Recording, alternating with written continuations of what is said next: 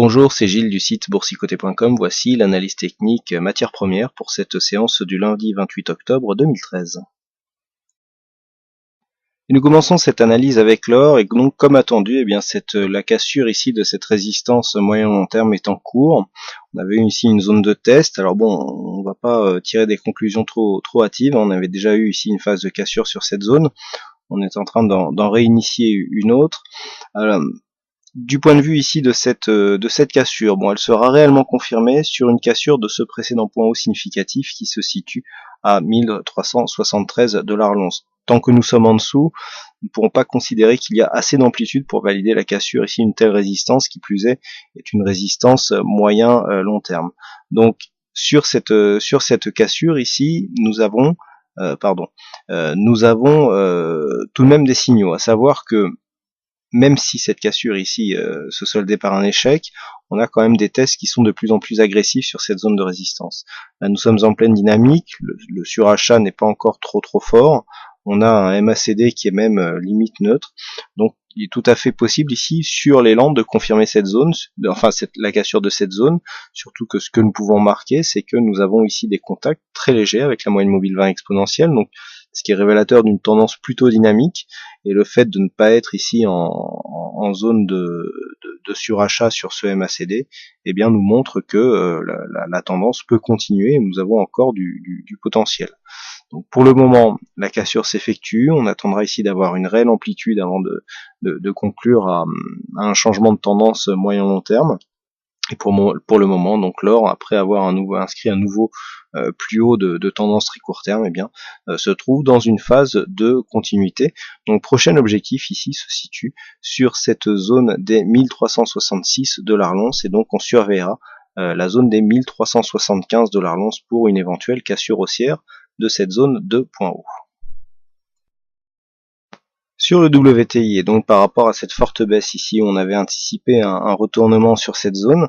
Nous pouvons constater ici que le rebond a eu lieu. Alors par contre, le retracement de Fibo ici n'est plus bon. Il y a lieu dans cette configuration de retracer un retracement de Fibonacci, donc toujours ici sur la tendance directe en prenant en compte ici le nouveau point bas. Bon, ça ne change pas grand chose sur le retracement que nous voulons observer, à savoir si le retracement est 38,2%.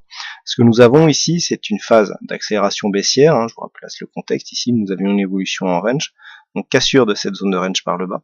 On vient inscrire ici un nouveau plus bas, donc ici quasiment double top, dont d'ailleurs l'objectif devrait être pas loin de se confirmer, puisqu'on a quasiment 170 pips ici sur par rapport à cette zone de point haut. Donc 170 pips ici, on serait à 99,30. 99,30, c'est relativement proche, on devrait normalement valider ici un objectif de double top. Donc sur cette phase ici de rebond, ce que nous pouvons constater, c'est que pour l'instant, sur la vue court terme, nous sommes ici au niveau du retracement des 38,2%.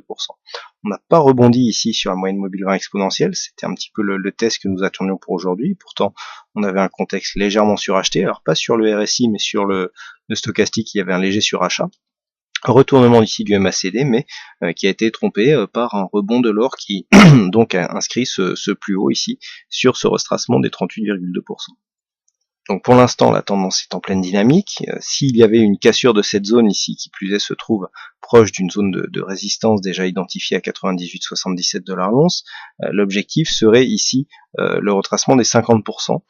Quoi qu'il en soit, nous avons un contexte qui commence à être suracheté tout de même. On a eu un rebond ici sur 2 ou 3 jours.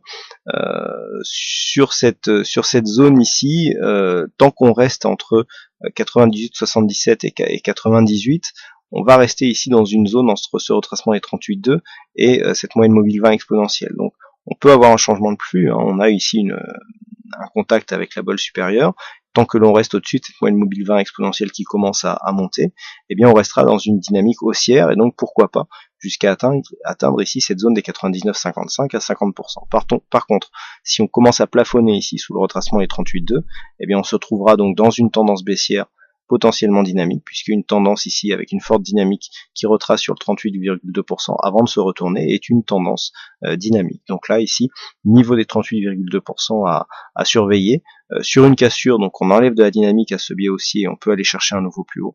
Par contre, si cette zone ici s'impose comme une résistance, eh bien sur une cassure de cette zone des 95-95, on peut avoir une accélération baissière sur cette tendance. Et enfin le Brent avec un petit contre-pied là aussi. Alors je vous indiquais la semaine dernière une décorrélation des évolutions de ces deux sous-jacents entre le WTI et le Brent qui sont assez proches. C'est assez intéressant ce qui s'est passé puisque nous avons ici dans un premier temps une phase baissière, puis une phase d'accélération ici alors que le WTI commençait à rebondir. Donc on a pris du retard ici sur l'évolution du Brent par rapport au WTI et là par contre on a amplifié le rebond pour venir rattraper ce retard. On voit bien que par rapport à cette tendance, on retrace bien plus que le 38,2%. Il n'y a qu'à tracer ici le retracement de Fibonacci pour s'en rendre compte. On est déjà au-delà du 61,8%. Donc un Brent ici qui rattrape son retard. Du point de vue de la tendance, ce qui est intéressant de constater, c'est que le niveau ici, le moyenne mobile 20 exponentielle, quasiment opposé aucune résistance. On est directement venu chercher ici la bolle supérieure. Comme nous l'avons vu, on vient ici de casser le retracement des 61,8%, donc on est clairement en train ici d'invalider ce biais baissier. Alors je vous avais indiqué que le test ici serait intéressant.